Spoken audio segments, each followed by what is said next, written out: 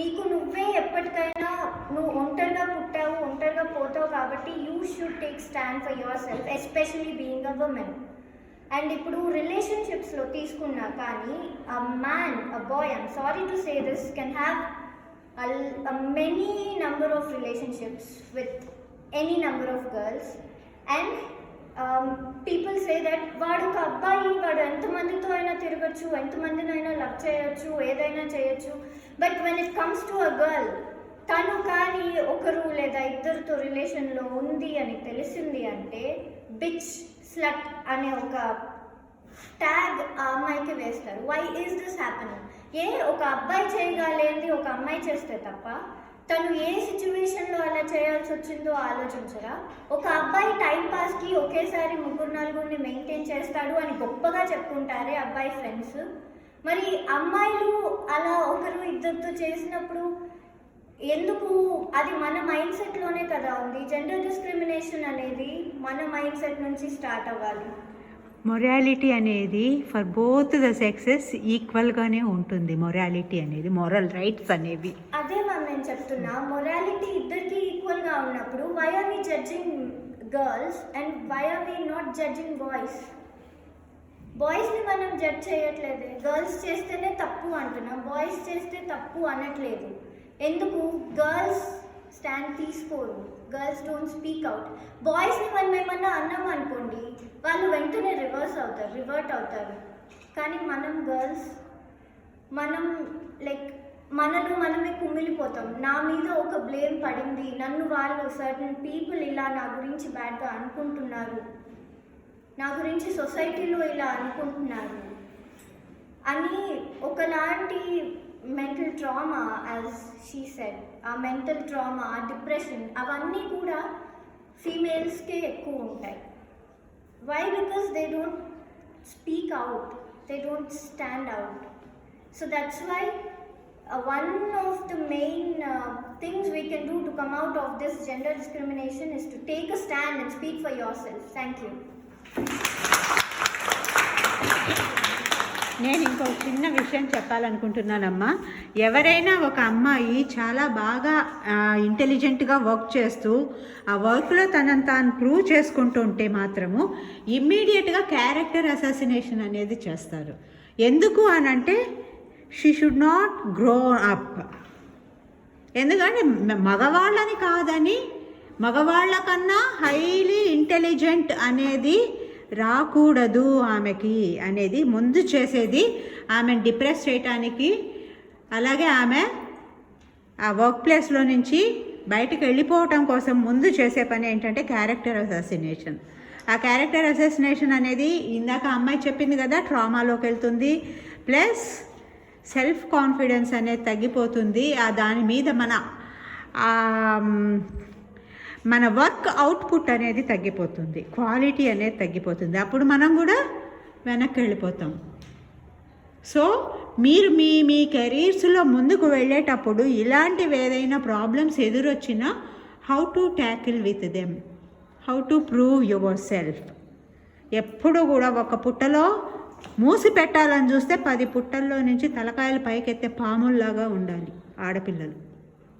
Right? Next ఎవరు మాట్లాడతారు?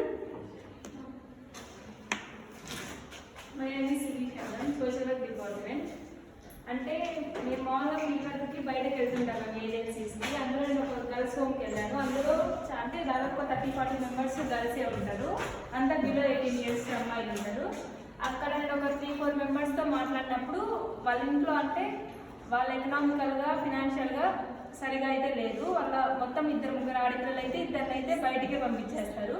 అంటే హాస్టల్స్లో అక్కడ వచ్చి జాయిన్ చేయడం కానీ, ఎందుకంటే అక్కడ ఉన్న వాళ్ళు అంటే ఫుడ్ ఫెసిలిటీ ఉంటుంది, ఎడ్యుకేషన్ ఉంటుంది, వాళ్ళు ఇంకా ఏమైనా నేర్చుకోవాలంటే కూడా అట్లా ఉంటుంది.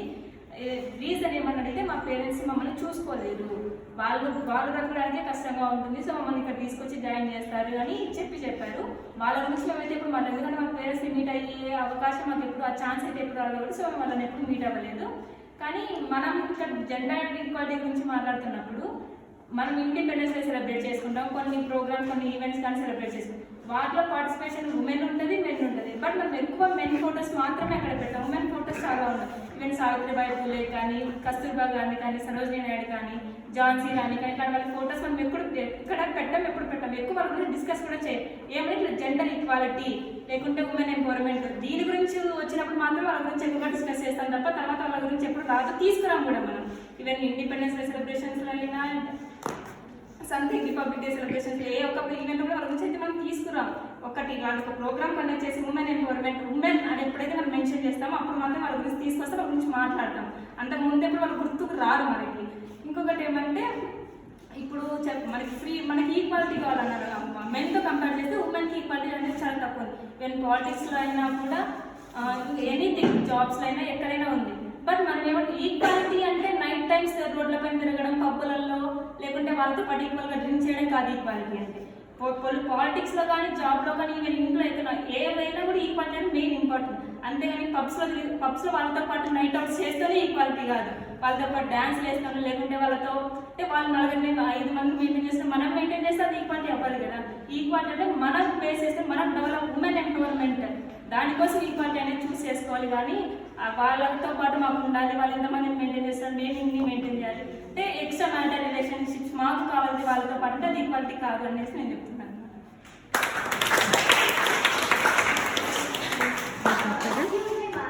నేను ఇందాక చెప్పినప్పుడు ఐడెంటిటీ వాళ్ళు మెయింటైన్ చేస్తున్నారు కాబట్టి మనము మెయింటైన్ చేయాలి అని సారీ మీకు అలా అర్థమైంది. వాట్ ఐ మెంట్ వాజ్ వాళ్ళు మెయింటైన్ చేస్తున్నారు but we are not judging them. When it happens with women we are being judged. నేను చెప్పింది అది. That doesn't mean we have to maintain them. I'm so sorry.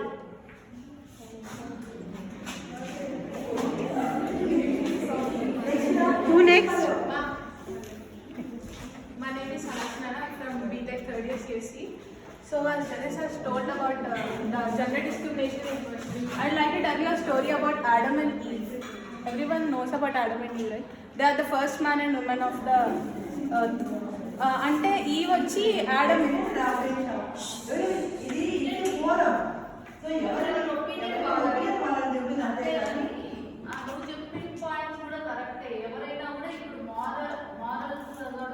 ఉండాలి. అబ్బాయికైనా ఉండాలి, అమ్మాయికైనా ఉండాలి. కానీ అది ఏమంటే ఎప్పటి నుంచో మనకి వచ్చేసింది అనమాట.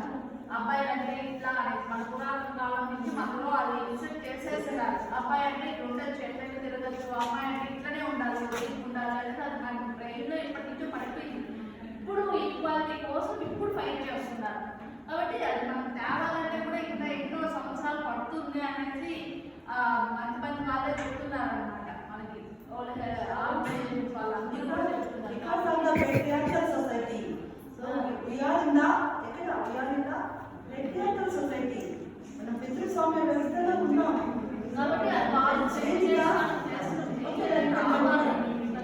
ప్లీజ్ తర్వాత డిస్కస్ చేస్తాము, మీరు మాట్లాడండి. సో ఫస్ట్ గాడ్ అని తను ఆడమ్ని క్రియేట్ చేశారు. So he feels lonely at that and God and comes and grant him, నువ్వు ఇంత లోన్లీ అక్కర్లేదు, I'll create someone for you. So he takes out his ribbon, he creates eve and he tells that నువ్వు తిను నీకు help చేస్తుంది నీ work అన్నింటిలో, you can have her అని.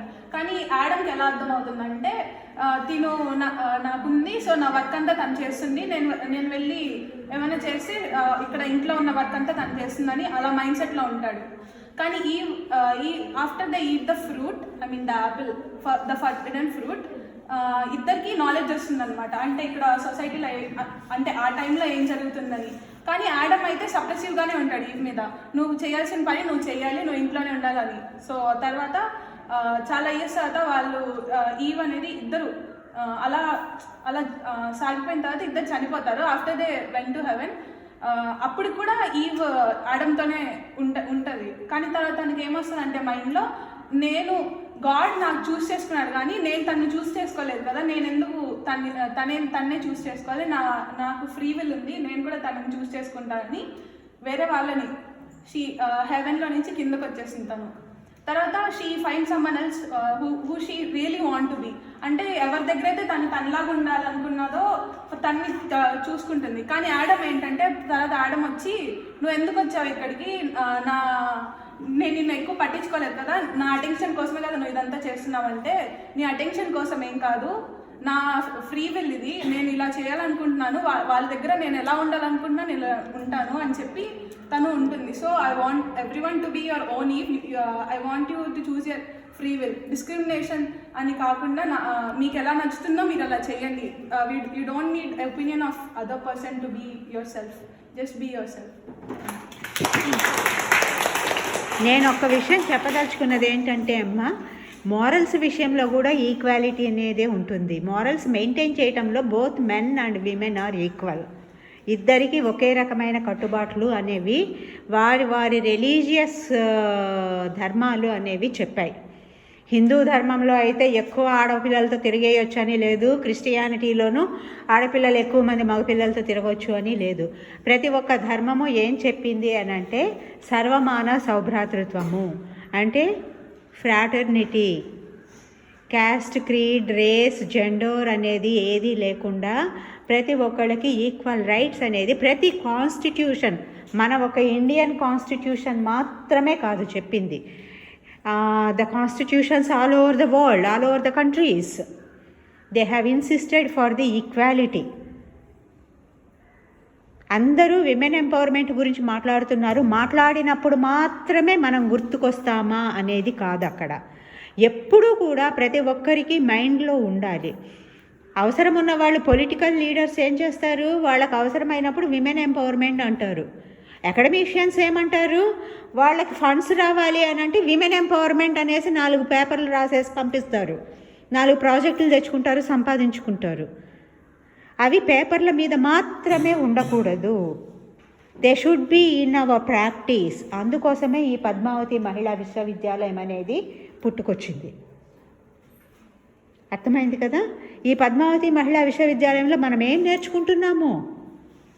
How to behave ourselves, how to prove ourselves, and how to inculcate awareness about the gender discrimination issues in the society, and how to promote gender friendly environment in the society.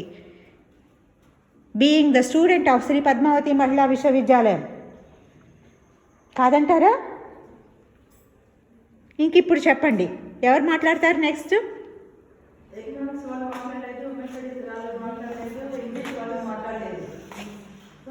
Now who is ready to speak? Just share your opinions, that's all. I am not insisting.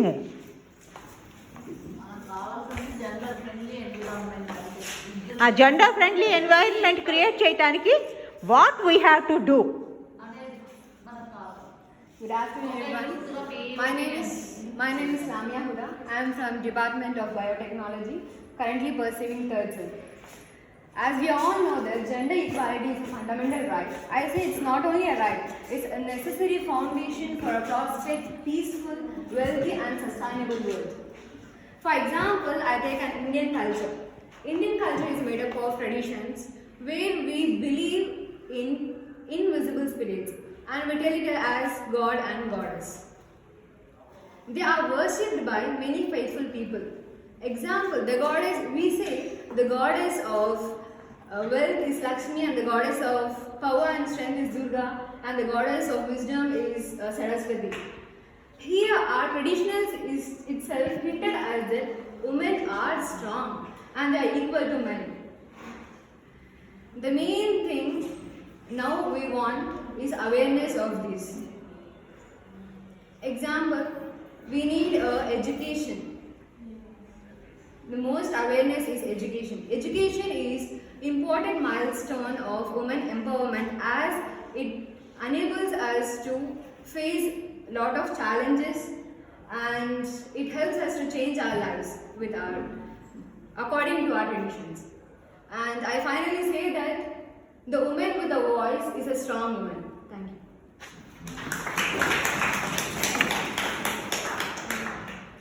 మనకు ఒక women empowerment policy అనేది ఉంది. ఎంతమందికి తెలుసమ్మా? Girls from social work మీకు తెలుసు కదా. ఆ తర్వాత మళ్ళీ అమెండ్మెంట్ ఏమన్నా చేశారా దానికి? అది ఎప్పుడు వచ్చింది? విమెన్ ఎంపవర్మెంట్ పాలసీ అనేది ఎప్పుడు వచ్చింది? Actually it came in to force with effect from 2001. యాక్చువల్గా అది వచ్చింది మాత్రం 2002లో పెట్టారు, బట్ విత్ ఎఫెక్ట్ ఫ్రమ్ 2001 అనేసి ఇచ్చారు. అంటే అప్పటి నుంచి ఫ్రేమ్ చేసుకుంటూ వచ్చి పారామీటర్స్ అన్నీ పెట్టారు. అందులో విమెన్ ఎంపవర్మెంట్ పారామీటర్స్ అనేది పెట్టారు. ఎంతమందికి తెలుసా పారామీటర్స్ ఏంటని? మీ దగ్గర నుంచే చెప్పిస్తాను. ఒక మనిషికి ముఖ్యంగా ఉండాల్సింది ఏంటమ్మా? Good.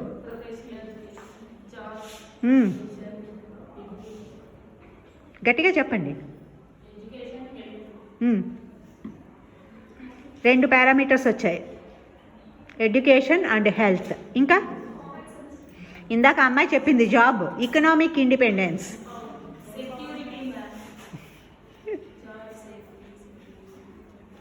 Political participation in developmental programmes, developmental activities. Programmes అనేదానికన్నా డెవలప్మెంటల్ యాక్టివిటీస్.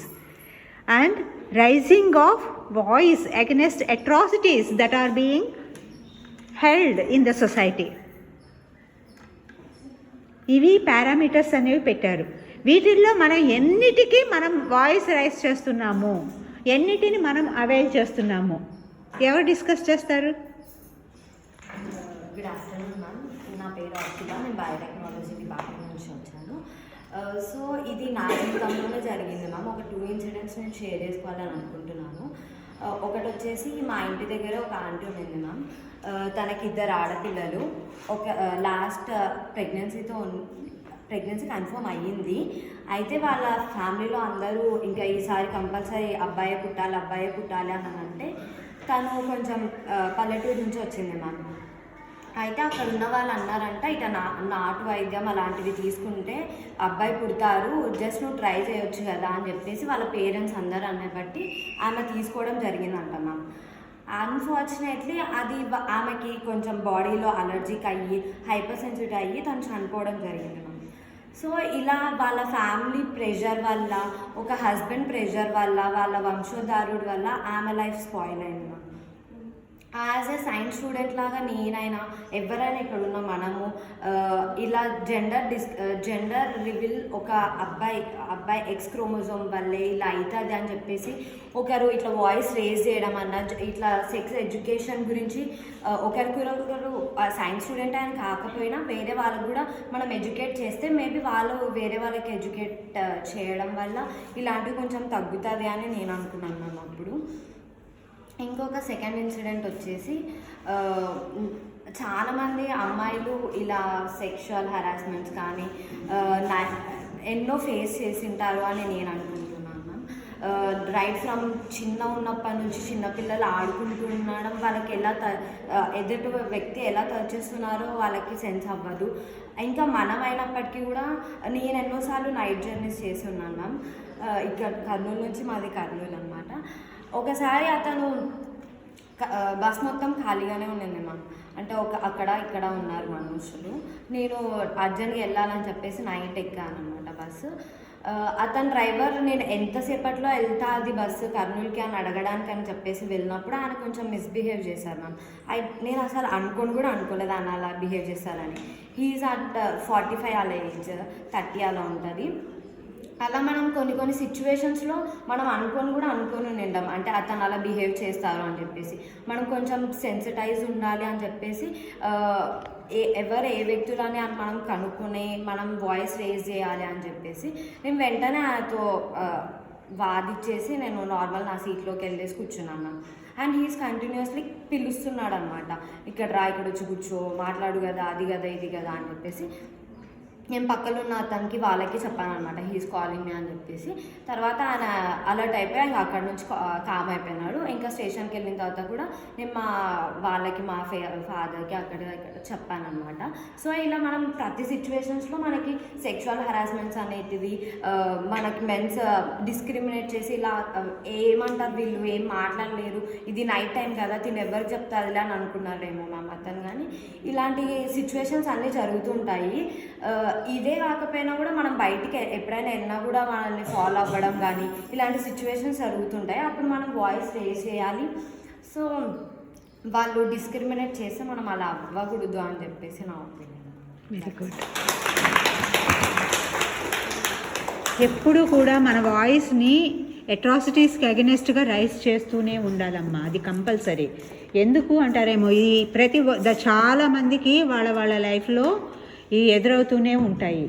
నాకు కూడా చదువుకునే రోజుల నుంచి ఇలాంటివి చాలా వచ్చాయి. నేను బస్సులో జర్నీ చేసేటప్పుడు వెనకల నుంచి చేతులు పెట్టేవాళ్ళు. నేను కామ్గా నా పర్సులో ఎప్పుడు నా మెడలో అంటే నా బ్లౌజ్ దగ్గర ఎట్లాగో ఎక్స్ట్రా పిన్నులు పెట్టుకునేదాన్ని ఎప్పుడు కూడా. ఎందుకంటే ఎప్పుడు ఏమన్నా హుక్ ఏదన్నా ఇదైనా కూడా ప్రాబ్లం రాకుండా ఉండాలి అని అంటే రెడీగా ఉండాలి అన్న ఒపీనియన్తో పెట్టుకునేదాన్ని. ఆ పిన్నులన్నా తీసేదాన్ని, లేదంటే నా పర్సులో బుజ్జి చాకులు పెట్టుకునేదాన్ని.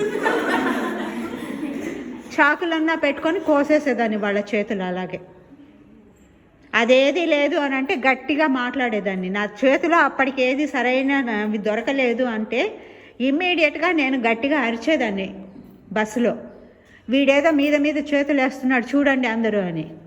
దెబ్బతోటి వాడికి అవమానం అయ్యేది. ఎందుకంటే ఈ రోజుల్లోనూ లేదు, ఆ రోజుల్లో లేను, మనం ఎవ్వరము కూడా అమ్మాయిలు అని అంటే మన పరువు పోతుంది. నువ్వేదో వేషాలు వేయకపోతే వాడు ఎందుకు మిస్బిహేవ్ చేస్తాడు నీతో అనే మాట పడాల్సి వస్తుందేమో అని మామూలుగా అయితే మనం use to shut our mouths. కానీ అలా మనం నోరు మూసుకొని ఉన్నాము అని అంటే వాళ్ళు ఏమనుకుంటారు, ఆహా దీనికి కూడా ఇష్టమే నేను ఇలా చెయ్యటము అని వాళ్ళు ఇంకొంచెం అడ్వాంటేజ్ అనేది తీసుకుంటారు. కాబట్టి దానికి ఒకటే solution, to curb such practices అంటే ఏమిటి అని అంటే we should raise our voice against the things that are being happening with us which we don't want. అవును కదా. నెక్స్ట్ ఎవరు మాట్లాడతారమ్మా? విమెన్ ఎంపవర్మెంట్ గురించి ఎవరు మాట్లాడతారు? ఒక ఆడపిల్ల ఒక విమెన్ ఎంపవర్మెంట్ అనేది ఎప్పుడు వస్తుంది? ఎవరు మాట్లాడతారు? You are most welcome.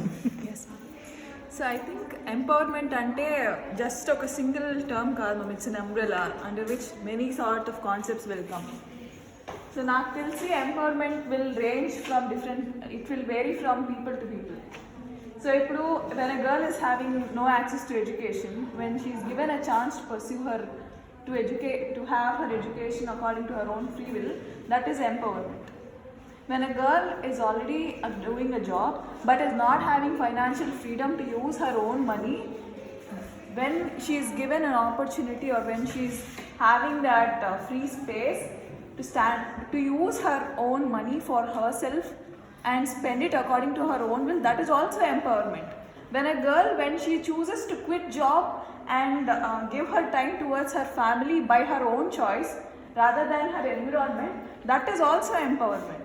So empowerment ante is, in simple terms, women ki ishtamayinattu when she is not being influenced by society's norms and family's pressures and any other external activities, when she is about to make her own choices according to her own will rather than any other with any added extra pressure, that is empowerment.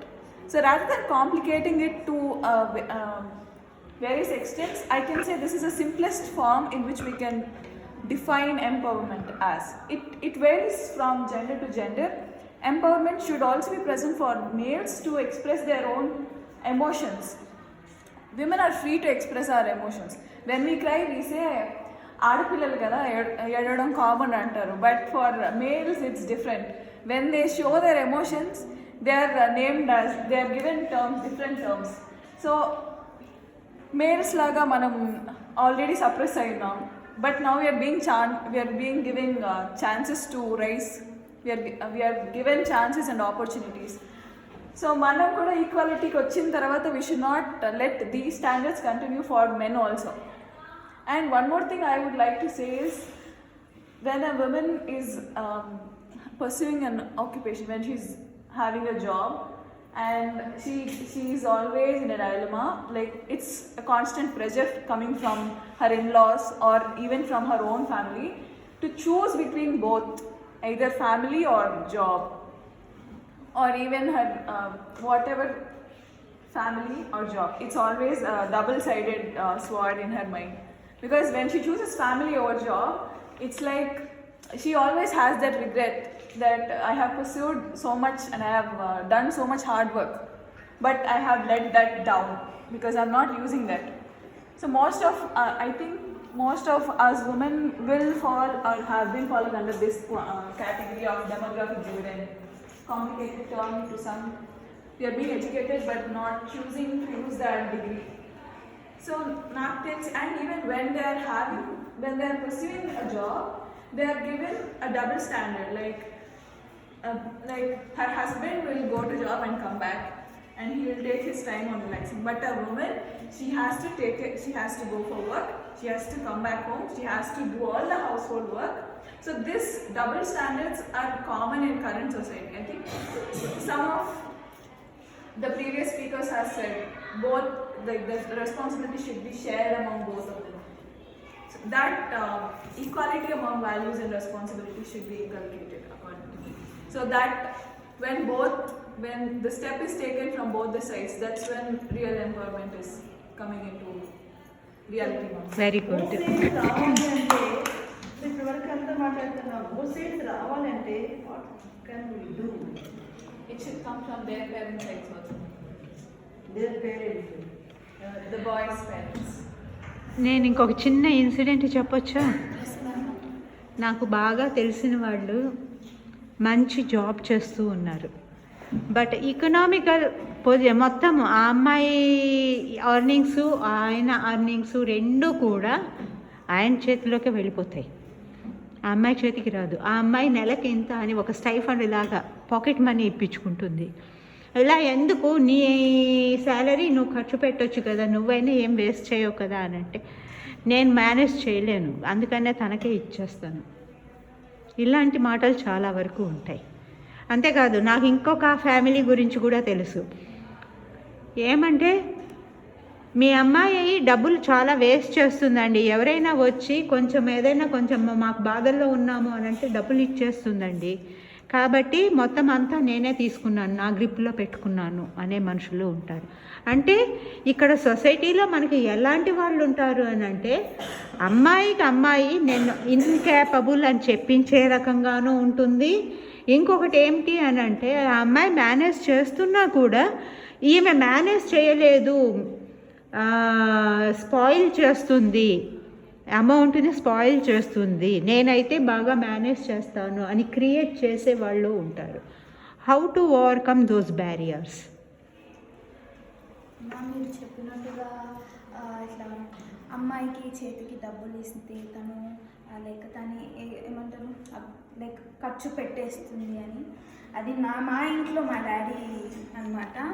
So చేతికి డబ్బులు ఇవ్వరు మా daddy, నీకు కావాలి అంటే నేను వెళ్ళి కొనిపిస్తాను అంటారు ఆయనది. ఇప్పుడు కూడా అట్లనే, ఇప్పుడు నేను ఫీజు కట్టాలి అంటే డాడీ నాకు ఇంత అయింది అంటే అంతనే చెప్పాలి, నేను ఎక్కువ అమౌంట్ చెప్పకూడదు. నేను ఎందుకు అట్లా నేను లైక్ అది నేను ఎక్స్ప్లెయిన్ చేయాలి మా ఫాదర్కి, లైక్ నేను దాన్ని బేస్ చేయాలి. నేను ఇప్పుడు దాకా కూడా నేను చేయించాను లైక్, కానీ సేవింగ్స్ అంటే అమ్మాయి ఖర్చు పెట్టేస్తుంది, వేస్ట్ చేసేస్తుంది అంటారు, కానీ అబ్బాయిల కన్నా అమ్మాయిలే ఎక్కువ సేవింగ్స్ చేస్తారు.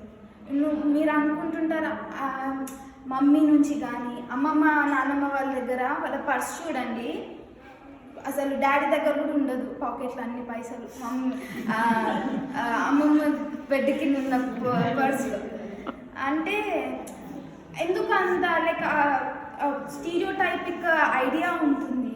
అమ్మాయిలు కూడా సేవింగ్స్ ఇప్పుడు అవి ఎందుకు క్రియేట్ చేస్తారు అని అంటే, బీయింగ్ ద ప్యాట్రియార్కల్ సొసైటీ, నేనే ఎక్కువ అధికము మీకన్నా కూడా అని ప్రూవ్ చేసుకోవటానికి ఇలా ఎమోషనల్ బ్లాక్మెయిలింగ్ అనేది చేస్తారు. ఆ రకంగా మన మైండ్స్లో కూడా ఇంబైబ్ చేస్తారు, యు ఆర్ నాట్ క్యాపబుల్ అనేది ఇంబైబ్ చేస్తారు. So there is a need to overcome these barriers and to prove ourselves. అది ఎలా సాధ్యమవుతుంది? అది ఎట్లా సాధ్యమవుతుందంటే you have to prove like నాకు కూడా లైక్ నేను కూడా మేనేజ్ చేయగలను. నీ ఎడ్యుకేషను ప్లస్ నీ ఎకనామిక్ ఇండిపెండెన్స్ ద్వారా you have to prove yourself. That has to come across in our minds. మన యాటిట్యూడ్స్ అన్నీ మారాల్సిన అవసరం అనేది ఉంది. యాటిట్యూడినల్ చేంజెస్ అనేది వచ్చినప్పుడు మనతో పాటుగా మన ఫ్యామిలీ యొక్క యాటిట్యూడ్స్ కూడా మార్చగలిగే క్యాపబిలిటీ అనేది మనకు వస్తుంది. అప్పుడు మాత్రమే యూ విల్ బీ ఎంపవర్డ్. అలాగే అది సాధించాలి అని అంటే కొంచెం నీ మాట మీద పట్టు రావాలి. ఇంట్లో కానీ సొసైటీలో కానీ నీ మాట వినేవాళ్ళు ఉండాలి. అది ఎప్పుడు వస్తుందంటే when you are become economically independent. ఆ ఎకనామిక్ ఇండిపెండెన్స్ అనేది నీలో వచ్చినప్పుడు ఈమె సంపాదిస్తోంది, బయట తిరుగుతోంది, నలుగురిని చూస్తోంది, కాబట్టి ఈమె మాట విందాము, ఈమె ఇచ్చే సలహా మనం ఆలోచిద్దాము అని అక్కడ స్టార్ట్ అవుతుంది. ఆ స్టార్టింగ్ అనేది you have to bring in the society, కాదంటారా? మీరు చెప్పినట్టు ఉమెన్ ఎంపవర్మెంట్ డిస్కస్ చేసినప్పుడు ఉమెన్ అనేది డెవలప్ అవ్వడమే కాకుండా ఉమెన్ ఎంపవర్మెంట్లో వచ్చేసి పక్కన ఉన్న లైక్ రూరల్ ఏరియాస్లో కానీ అర్బన్ ఏరియాస్లో కానీ ఎడ్యుకేటెడ్ కానీ ఉమెన్స్ ఉంటారు. వాళ్ళకి that like this is what happening in the society అనే ఒక ఐడియాలజీ ఇప్పుడు కానీ కాదు. ముంబైలో చూస్తుంటే స్లమ్స్లో వర్క్ చేస్తూ ఉంటారు. They are like they are doing like job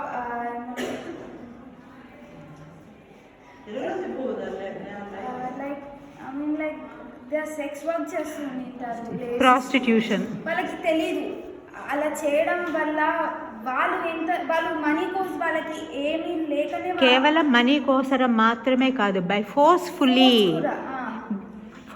being because of the women trafficking forcefully they are doing so వాళ్ళకి తెలీదు. దాని తర్వాత వాళ్ళకి ఏమేమి ప్రాబ్లమ్స్ ఫేస్ అయితే తెలుసు, but it is inevitable for them.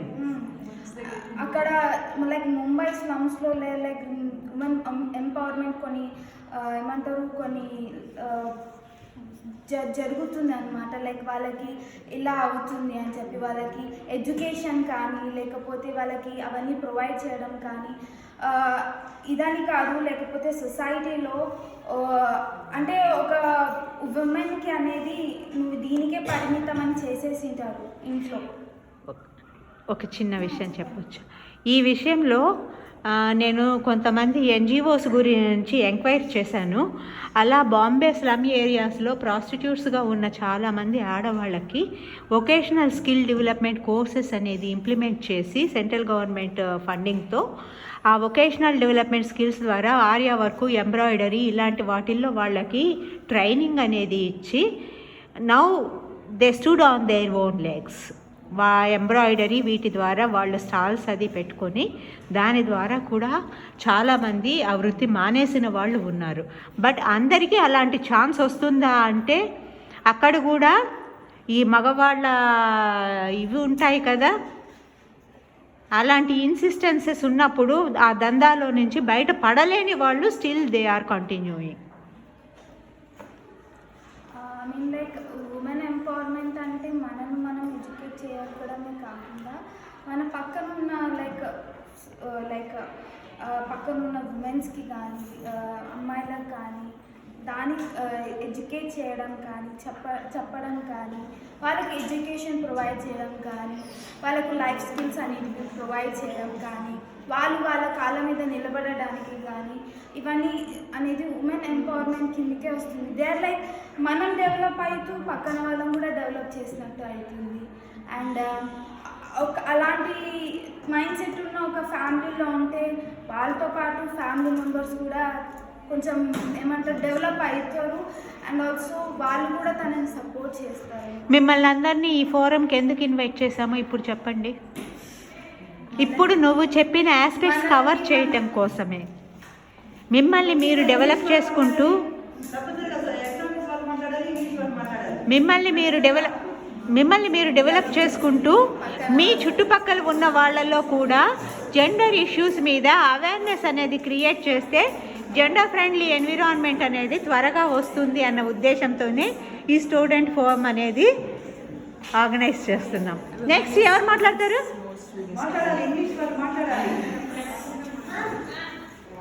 Just wait, let her complete. ఇప్పుడు equality అంటే ఫస్ట్ నుంచి పేరెంట్స్ అనేవాళ్ళు ఏం చేయాలంటే చిన్నప్పటి నుంచి పిల్లలని అమ్మాయి కానీ అబ్బాయి కానీ ఉన్నప్పుడు ఇద్దరికి సమానమైనటువంటి పనులు కానీ ఇది నువ్వు చేయి అని సమానంగా పంచితేనే వాళ్ళకి తెలుస్తుంది అనమాట. అప్పుడే ఈక్వాలిటీ అనేది అప్పటి నుంచినే స్టార్ట్ అవుతుంది. చిన్నప్పుడే మన అమ్మ కానీ నాన్న కానీ ఇవి అమ్మాయిలు చేసే పనులు ఇవి అబ్బాయిలు చేసే పనులు అని ఉండకూడదు. అబ్బాయి దగ్గర చేపియాలి, అమ్మాయి దగ్గర చేపియాలి. అలా చేపిస్తేనే రేపు పెద్ద అయిన తర్వాత వాళ్ళ భార్యను కానీ వాళ్ళ భర్తను కానీ ఇప్పుడు ఉద్యోగాలు చేస్తూ ఉంటారు. అమ్మాయి ఉద్యోగం చేస్తూ ఉంటుంది, అబ్బాయి చేస్తూ ఉంటాడు. ఇద్దరు చేస్తుంటే వాళ్ళ పనులు వాళ్ళు సమానంగా పంచుకోవాలి. నువ్వు జాబ్ చేస్తాను సంపాదిస్తున్నావు, ఆ అబ్బాయి సంపాదిస్తున్నాడు అంటే ఏమంటే మనకి అండర్స్టాండింగ్ అనేది ఉండాలి. ఇద్దరికి ఈక్వాలిటీ అనేది అలా చేస్తేనే వస్తుంది. నెక్స్ట్ అట్లా శుద్ధిగా ఇంగ్లీష్ మాట్లాడాలి.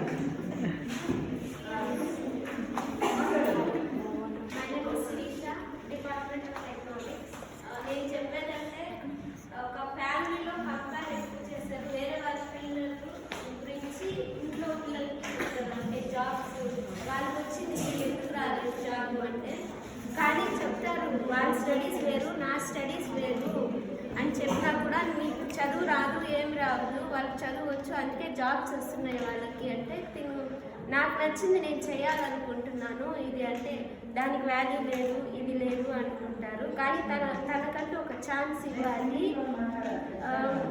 తను చేయాలనుకున్నది ఎంకరేజ్ చేయకపోయినా పర్లేదు కానీ డిస్కరేజ్ మాత్రం చేయకండి. తనకు డిస్కరేజ్ చేసినప్పుడు అంటే నేను చేయలేనేమో వాళ్ళు చెప్తున్నది అని తనకు కూడా సెల్ఫ్ కాన్ఫిడెన్స్ తగ్గిపోతుంది. తర్వాత చాలా కొంచెం స్ట్రగుల్ కూడా అవుతూ ఉంటుంది. అంటే నేనేం చేయలేదు వాళ్ళ గురించే ఎక్కువ చెప్తుంటారు ఇంట్లో.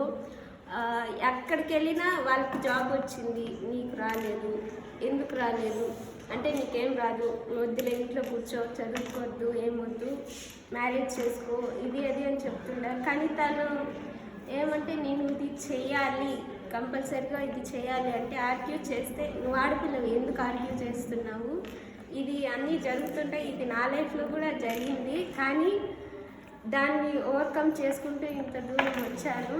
ఇక్కడ కూడా అదే సేమ్ ప్రాబ్లం రిపీట్ అవుతూ ఉంది.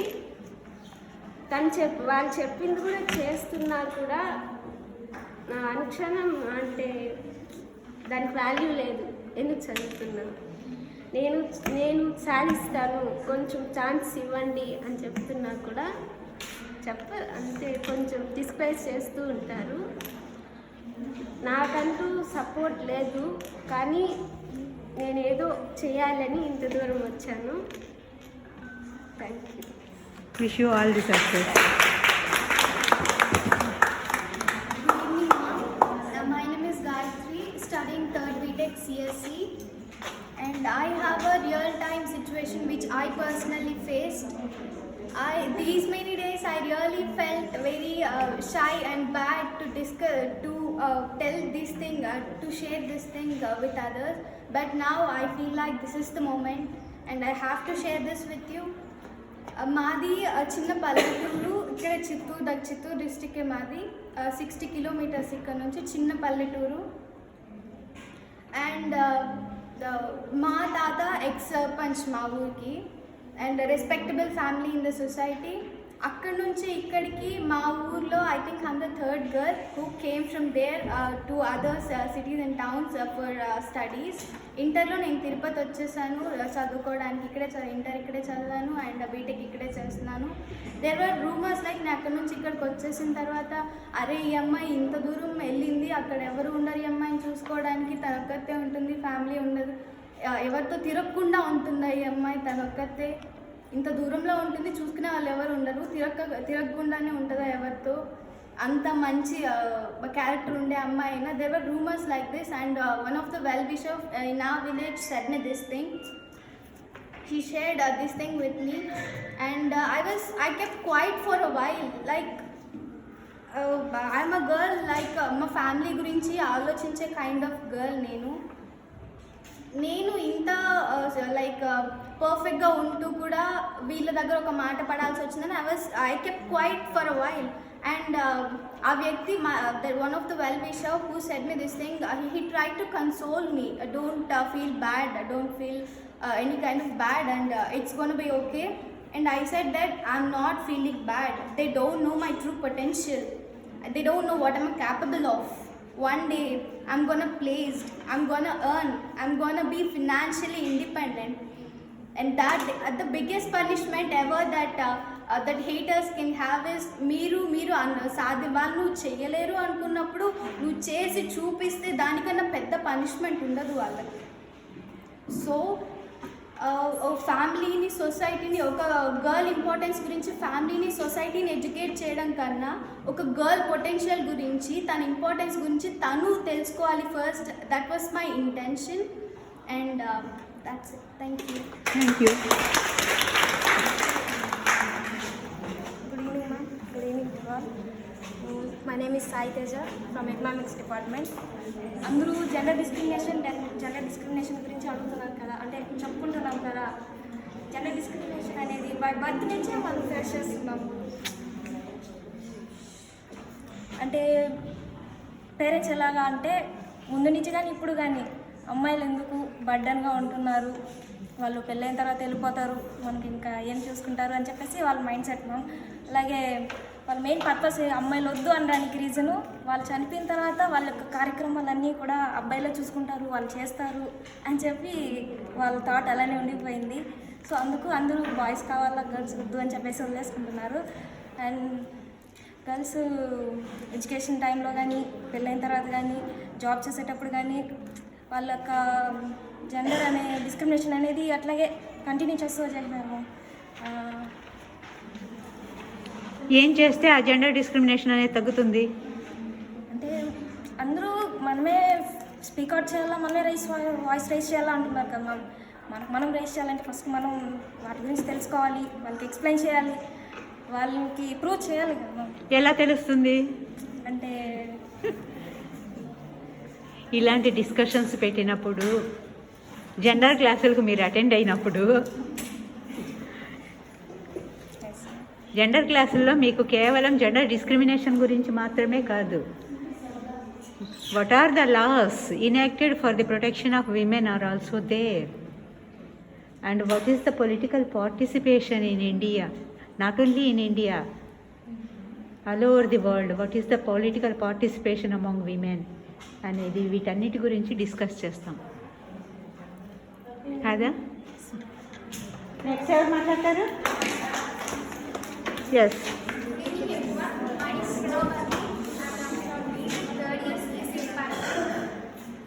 Actually, I would like to share you a small story. When I'm in childhood days, I have listened a story that a person, he got a girl child and later he was not satisfied with that girl child. So he does not take that much responsibility. That girl child, he used to send that girl child to the mother's family and he used to send her. Later he got a boy child. So after getting boy child, he was satisfied and he got her child, her girl child back to her home, and he used to take care both of them, but he used to give more importance to the boy rather than girl. And afterwards, the girl with her own capability, with her knowledge, she studied well, and now she's studying in America in a big university, and she's doing part-time job and she's doing her studies well. And the boy with his standards, he was studied in the Hyderabad itself, and he's doing a small job according to his knowledge. Now, before when she has to get that support from her parents, so she has to prove that she's capable. So she have to understand what are the laws which could help for her. First of all, she has to explain that I am so talented. I can show that I am very talented. So she have to convince her parents, and she have to get on her own standards. How could she convince her parents? With her own capability. She have to show her capability. She have to show her talent. She have to show her interest. With those support of the parents only, she can get success in her life. So by her education, she get more knowledge. So every girl child need to be educated, and she has to get successful in her life. Very good. Next ఎవరు చెప్తారు?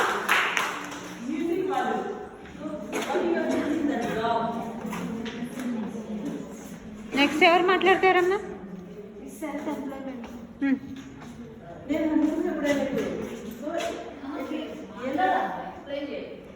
మాట్లాడు. అంటే ఇప్పుడు నా కెరియరే చూసుకుంటే నాకు already నా studies complete అయిపోయినాయి మ్యామ్. ఈ మ్యూజిక్ అనేది నా ప్యాషన్ మీద నేను వచ్చి జాయిన్ అయ్యా. ఈ మ్యూజిక్ నేను చిన్నప్పుడు నేర్చుకోవడం మా తాతయ్య గారి ఇంట్రెస్ట్తో జాయిన్ అయ్యా.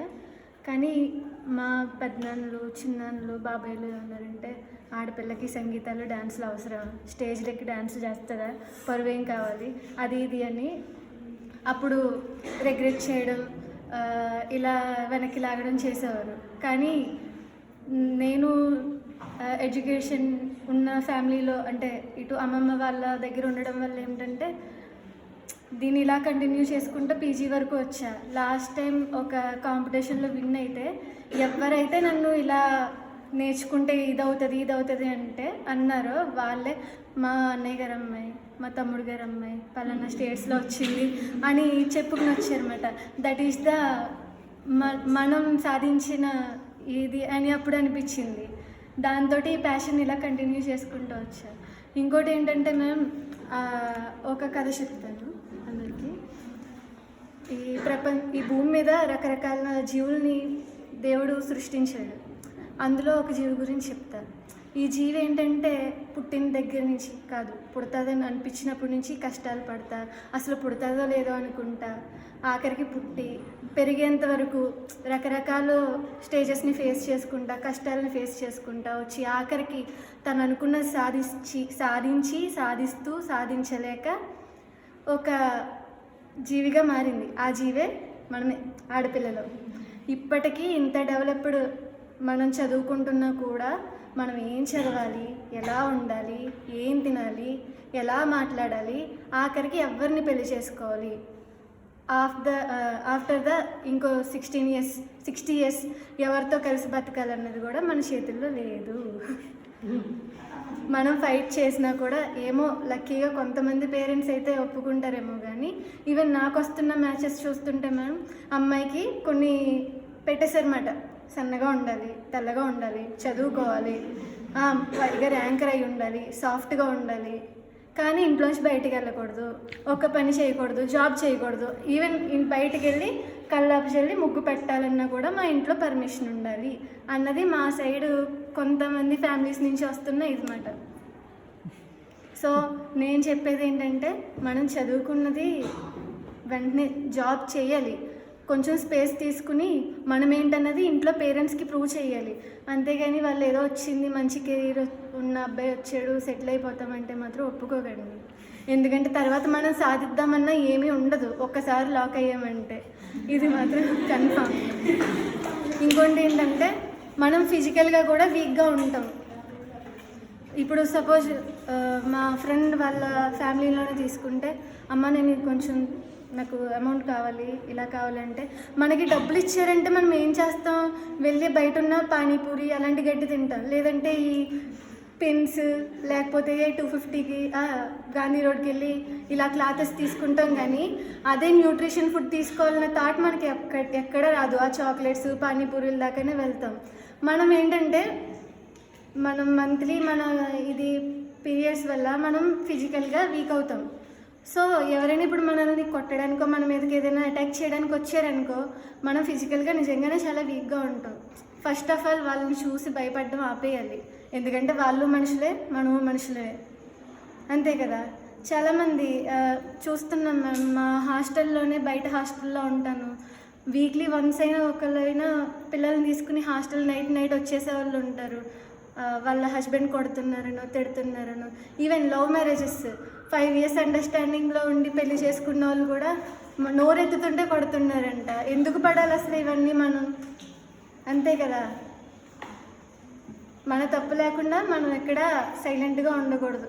ఈవెన్ ఆడవాళ్ళు కూడా మేడం అసలు ఒప్పుకోరు ఎదుగుతున్నామంటే. మనమే డెవలప్ అవ్వాలంటే మనకి ఛాన్స్ కావాలి. ఆ ఛాన్స్ మన యూనివర్సిటీ నుంచి కూడా రావాలి మేడం. అంటే లైక్ చేయగలదు ఈ అమ్మాయి ఉండొచ్చు, ప్రతి వాళ్ళలోని లోపం ఉండొచ్చు, ప్రతి వాళ్ళలోని మైనస్ ఉండొచ్చు. కానీ దాన్ని ఎలా చేసి ఎదురికి రావాలి అన్నది మనం తెలుసుకుని డెవలప్ అవ్వాలి, రావాలి. Thank you.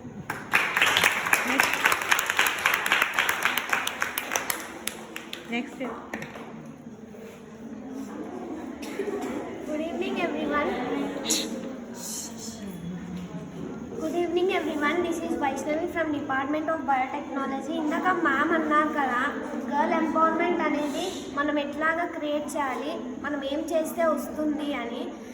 అఫ్కోర్స్ మన పేరెంట్స్ని ఇప్పుడు వాళ్ళకి ఆల్రెడీ ఒక మైండ్ సెట్, ఒక సొసైటీ రూల్స్ వాళ్ళు బిల్డప్ అయిపోయి ఉన్నారు. వాళ్ళని ఖచ్చితంగా ఒక 50% వరకు మ్యాక్సిమం మార్చలేము.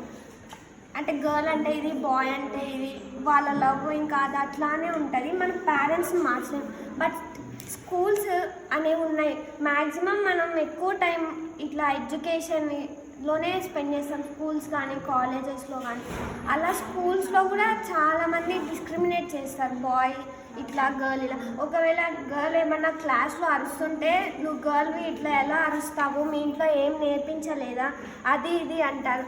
బట్ బాయ్ అరిస్తే ఏదో ఒకటి అనేసి ఈజీగా తీసుకొని వదిలేస్తారు. అలా కాకుండా స్కూల్లోనే it should start ma'am. Boy girl అనేది లేకుండా స్టార్ట్ అవ్వాలి. మళ్ళీ ఇంకోటి ఏంటంటే, for a girl another girl only enemy, ఇదే నడుస్తుంది. అసలు సూపర్ జెలసీ, అసలు ఇంకా ఏమేమో అవన్నీ ఉంటాయి. కాబట్టి గర్ల్ ఎంపవర్మెంట్ అంటే ఒక బాయ్తో ఈక్వల్ అయితేనే గర్ల్ కాదు, ఇంకా గర్ల్ కూడా గర్ల్ని సపోర్ట్ చేస్తేనే వస్తుంది. మళ్ళీ కొంతమంది టీచర్స్ ఉంటారు, వాళ్ళు మంచిగా చదువుకొని డాక్టరేట్ తీసుకొని అలా ఉంటారు. వాళ్ళు ఒక స్టూడెంట్ని ఒకసారి చూసి ఇంక అట్లే ఫిక్స్ అయిపోతారు, ఈ గర్ల్ క్యారెక్టర్ ఇది, ఇంతమట్టుకే చదువుతుంది అంట. ఇప్పుడు ఏమైనా ఇంటర్నల్ జరుగుతాయి, ఒక ఇంటర్నల్లో బాగా రాసి ఉండకపోవచ్చు, ఒకవేళ నెక్స్ట్ ఇంటర్నల్లో రాసి ఉండొచ్చు. బట్ ఫస్ట్ ఇంటర్నల్ క్రెడిట్ తీసుకొని దానిలో ఒక ఫర్ ఎగ్జాంపుల్ 18 మార్క్స్ వస్తే 18 వేస్తారు, 20 వేయరు. 15 వస్తే 15, 10 వస్తే 10 నెక్స్ట్ ఇంటర్నల్ కూడా. అలా కాకుండా వాళ్ళు అసలు వర్క్ చేయట్లేదు. ఈ గర్ల్ గురించి తెలుసుకుందాము, she has potent or not అని తెలుసుకోవడానికి ఏం వర్క్ చేయట్లేదు. వాళ్ళు చదువుకున్నారు కానీ అది ఎందుకు చదువుకున్నారా, అసలు యూజ్ చేస్తున్నారా అని కొన్నిసార్లు అనిపిస్తుంది. నేను చెప్పేది ఏంటంటే, do good even it doesn't reciprocate it and it doesn't give any reward immediately, but it comes in another ways. Thank you. So before closing the debate ఏంటంటే, తను చెప్పింది దేంతో స్టార్ట్ చేసిందంటే, ఈవెన్ దో ఎడ్యుకేషన్ ఇన్స్టిట్యూషన్స్లో start కావాలి అనేది. So అందుకే we have to promote the gender studies and self defence కోర్స్ని 3rd సెమిస్టర్లో ఎందుకు పెడుతున్నామంటే, బికాస్ ఆఫ్ మీరు కంప్లీట్ అయిన తర్వాత so we are the pillars to change the gender. So ఎందుకంటే ఆడవాళ్ళే చేంజ్ చేయాలి. సో బై బర్త్ మదర్ దగ్గర నుంచి సో తన పిల్లలకు చెప్తుంది, తన ఫాదరు తక్కువ ఉంటుంది అన్నారు కానీ మదరే ఎక్కువ ఉంటుంది, తన యొక్క ఇన్ఫ్లుయెన్స్ మదరే ఎక్కువ ఉంటుంది. అందుకే 3rd సెమిస్టర్లో our university has promoted the gender studies and self defence కోర్స్ని ప్రమోట్ చేస్తూ తప్పనిసరిగా ఎందుకంటే ఇది 5 సెమ్ అయితేనంటే మీరు ఎక్కడికి వెళ్తారు, విత్ ఇన్ ద సొసైటీలోకి వెళ్తారు, విత్ ఇన్ ద కమ్యూనిటీలోకి వెళ్తారు, అవునా కదా. నెక్స్ట్ సెమిస్టర్ ఉంటుంది, 4th సెమిస్టర్. సో ప్యూర్లీ ఎడ్యుకేషనే ఉంటుంది. సో తను ఏం చెప్పింది, ఎడ్యుకేషన్ 90% మీరందరూ కూడా ఎడ్యుకేషన్ ఇన్స్టిట్యూషన్లోనే ఉంటారు కదా. బై ఫస్ట్ క్లాస్ నుంచి అప్ టు పీజీ వరకు క్లాస్లోనే ఉంటున్నారు. సో చాలా 90% of the your time will be spend on the education ఇన్స్టిట్యూషన్స్లోనే. సో ఎడ్యుకేషన్ ఇన్స్టిట్యూషన్ నుంచి మీరు బయటకు వెళ్ళాలి అని అంటే you have the gender sensitized అయిపోవాలి. So both genders are equal అని చెప్పేసి మీరు పోవాలి అనే ఉద్దేశంతోనే ఈ జెండర్ సెన్సిటైజేషన్ క్లాసు, ఈ gender studies class. So gender స్టడీస్లో బోత్ జెండర్స్ ఆర్ ఈక్వల్ అనేది ఈ సెమిస్టర్లో చెప్తాము. నెక్స్ట్ సెమిస్టర్లో మీరు సొసైటీలోకి వెళ్తారు. So you are the changing agents to sensitise the gender issue. So మీరే కదా. So women as the pillar to sensitise the gender, అవునా కాదా? ఉమెన్ చెప్తే మెన్ వినరా? So we are the sensitising agents to change the world. అందుకే third సెమిస్టర్లో gender studies and self defence కోర్సులు పెట్టారు. సో ఫ్యూచర్ జనరేషన్ అంతా మీ మీదే ఉంది. జెండర్ ఈక్వాలిటీ కావాలా, జెండర్ డిస్క్రిమినేషన్ కావాలా, జెండర్ ఇన్ఈక్వాలిటీ కావాలా అనేది డిపెండింగ్ అపాన్ యువర్ సెన్సిటైజేషన్. ఇట్లాగే ఓకేనండి. ఒక నిమిషం నేను అక్కడెక్కడ ముట్టుకోవద్దు.